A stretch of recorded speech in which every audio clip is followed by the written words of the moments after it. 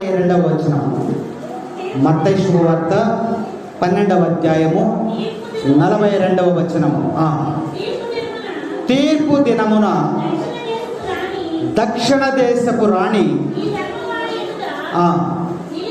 నిలిచి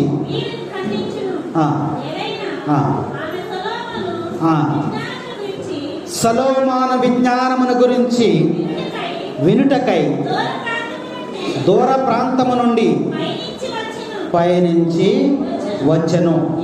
ఇదిగో ఈ సొలొమోను కంటే గొప్పవాడు ఒకడు ఇచ్చట ఉన్నాడు. Praise the Lord, praise the Lord. నీ ప్రభువు, నీ దేవుడు ఎవరికంటే గొప్పడంట? సొలొమోను రాజు కంటే గొప్పవాడు నీ ప్రభు అని వాక్యం మనకి తెలియజేస్తాము. దక్షిణ దేశపు రాణి గారు ఎవరామె? రాణి గారు ఎక్కడికి వచ్చిందంట?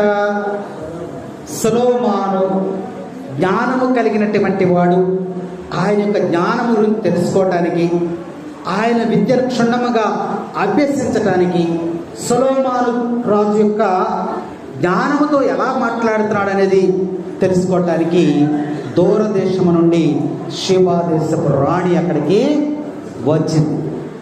ఎవరు గొప్పవాడంట? సొలొమోను గొప్పవాడని.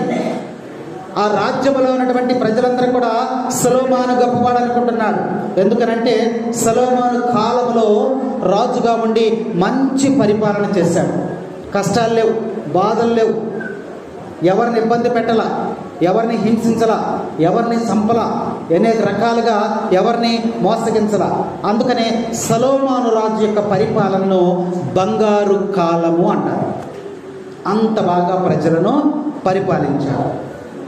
యుద్ధాలేమీ లేకుండా, రాజ్యములో అలజడులు లేకుండా, శాంతి సమాధానాలతో సొలొమోను రాజు పరిపాలించాడు. కాబట్టి మంచి రాజు మనం చక్కగా పరిపాలిస్తే మనం ఏమనుకుంటాం? చక్కగా మాట్లాడితే మనం ఏమనుకుంటాం? మంచి రాజు గారైనా, మంచి గురువు గారైనా, మంచి ఉపదేశ గారైనా, మంచి మాస్టర్ గారైనా. అదే మనము ఎడాపెడా మాట్లాడుతూ ఎట్టబడితే అట్లా చేస్తూ ఉంటే ఏమంటారు? తిట్టుకుంటారు, అవునా? కానీ సొలొమోను రాజుకి రాజులందరిలో కల్లా మేలైనటువంటి, సాటి అయినటువంటి, మేటి అయినటువంటి రాజు సొలొమోను రాజు.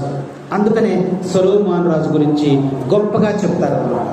సొలొమోనులో 3 గుణాలు ఉన్నాయి గొప్ప. ఒకటి ఏంటంటే అతను ఏరుబడిలో గొప్పవాడు, పరిపాలన చేయటంలో చాలా గొప్పగా పరిపాలన చేశాడనమాట.